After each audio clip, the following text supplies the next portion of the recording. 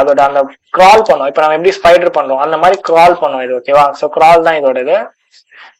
Okay, நம்ம இப்ப gate பண்ணதை போட்டு காவ் காவ் காவ் காவ் டூல் யூஸ் பண்ணி அகைன் வந்து நம்ம என்ன பண்ணோம், இது ஒரு output D -a url s.txt நான் தரேன். ஓகே, சும்மா urls.txt நான் சும்மா தரேன். ஓகே, பார்க்கலாம். இது கொஞ்சம் டைம் எடுக்கும், எப்படியும் ஒரு மினிமம் 5 to 10 minutes எடுக்கும். ஏன்னா நமக்கு நிறைய டொமைன்ஸ் கிடைச்சிருக்கு. எல்லா ஒரு டொமைனுக்கும் வந்து நிறைய பாத் இருக்கும். அந்த பாத்துல நிறைய யூஆர்எல்ஸ்லாம் இருக்கும் இல்லையா, அதெல்லாம் எடுக்கும். இதை க்ளோஸ் பண்ணிடலாம்.